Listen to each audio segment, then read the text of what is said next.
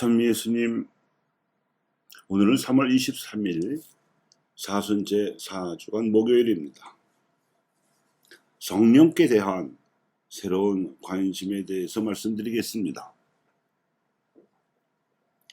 오늘의 독서와 복음 말씀은 성령께 대한 새로운 관심을 촉구합니다. 주님을 찾는 마음은 기뻐야 한다지만 오늘의 독서와 복음에 나오는 하나님 백성은 영 딴판입니다. 이집트에서 종살이에서 탈출시키시느라고 하나님께서 구름 기둥, 불 기둥에 홍해가 갈라지는 기적까지 일으키실 때가 바로 엊그제인데, 시나이 산에 이르자마자 그 기억을 까맣게 잊어버리고 이집트에서 보던 금송아지를 만들어 숭배하려 들었습니다. 오늘날의 인류는 금송아지 대신에 자본과 권력을 우상으로 삼기고 있습니다. 가진 돈이 많으면 안전하다고 생각하고는 그것이 행복을 가져다 줄 것처럼 돈을 모으는 데 골몰합니다. 개인들도 기업들도 국가들도 그렇습니다. 그런가 하면 권력도 우상처럼 자본 옆자리에 앉아 있습니다. 그래서 국제 패권을 손에 쥐면 그것이 정의를 실현하고 평화를 보장해 줄 것처럼 노심초사하고 국내에서도 권력을 잡기 위해서는 온갖 죄악도 서슴없이 저지릅니다. 그래야 힘께나 쓰는 자들의 마음은 온통 이 현대판 우상에 가 있습니다. 돈과 힘을 섬기는 신흥 종교 현상입니다. 그래서 마음이 온통 비뚤어져 버린 백성을 보신 예수님께서는 이에 대한 근본 대책으로서 공생활 동안 당신을 이끌어 주셨고 증언해 주시던 성령을 사도들에게도 보내주시겠다고 약속하셨습니다. 내가 아버지께 구하겠다. 그러면 아버지께서는 다시 보호자를 보내주셔서 너희와 영원히 함께 계시도록 하실 것이다. 그분은 곧 진리의 성령이시다.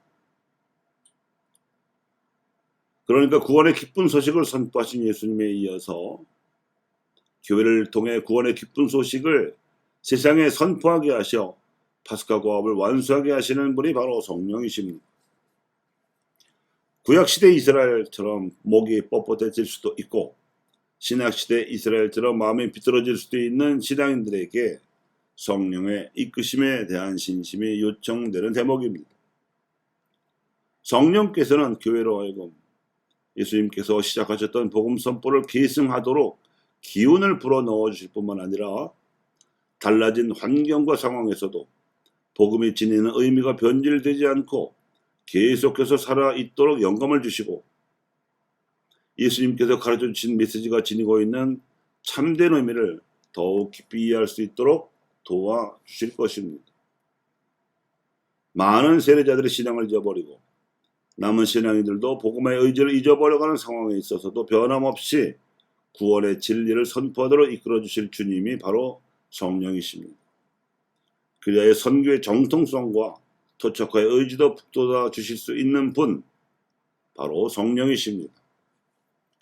이는 죄악에 물든 피조물의 세계가 헛된 우상에 얽매여 신음하면서 하나님의 자녀가 나타나기를 간절히 기다리고 있는 상황에서 새하늘과 새 땅을 창조하시려는 하나님의 섭리입니다. 이와 관련하여 구약 성경의 복음 또는 제5복음이라고까지 불리우는 이사야 예언서에서 메시아에 관하여 전해진 메시지는 새하늘 새 땅의 창조에 협력할 하나님 백성이 나타나도록 이끄시는 길잡이입니다. 이새 그루터 위에서 햇살이 나오고 그 뿌리에서 새싹이 돋아난다. 주님의 영이 그 위에 내린다. 지혜와 슬기를 주는 영, 경륜과 용기를 주는 영, 주님을 알게 하고 그를 경외하는 영이 내린다.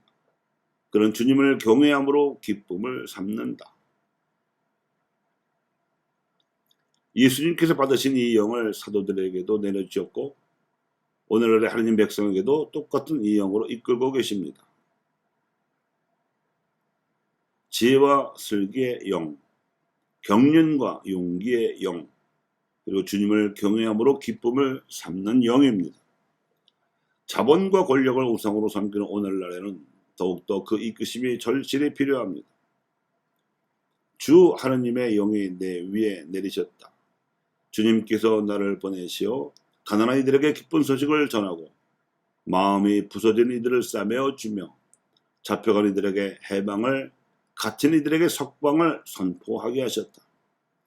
주님의 은혜의 해, 우리 하느님의 응보의 날을 선포하고 슬퍼하는 이들을 모두 위로하게 하셨다는 말씀을 근거로 해서는 성령의 이끄심에 순명하려는 신앙인들에게 사회적 사랑의 영이 내릴 것임을 알 수 있습니다. 교우 여러분, 성령의 이끄심을 원활하게 받기 위해서는 그 옛날 목이 뻣뻣하고 마음이 비뚤어졌던 이스라엘 백성에게 매우 매섭게 진노하셨던 하나님의 말씀을 도약대로 삼아야 합니다. 하나님의 이 진노를 가라앉아 드릴 수 있는 길은 예전의 이스라엘 백성의 처신과 반대로 하면 됩니다. 즉 하나님께서 보내신 예수님을 믿고 그분의 가르침에 따라 새하늘과 새 땅의 창조에 협력하는 새로운 하나님의 백성으로 깨어나는 것입니다. 타오르며 빛을 내는 등불이었던 요한처럼 예수님께서 하신 일을 새로운 사도직으로서 증언하는 것입니다. 현대판 성령 강림이라 불리었던 제2차 바티칸 공회에는 오늘날에도 자연히 성령께 대한 새로운 관심이 요청됨을 강조하는 시대의 징표입니다. 공회의 그리스도론에 이어 성령께 대한 새로운 연구와 신심이 개발되어야 하겠습니다. 공회의 가르침을 보완하기 위해 빼놓을 수 없는 부분이 바로 이것이라고 바오로 6세 교황께서도 당부하신 바 있습니다.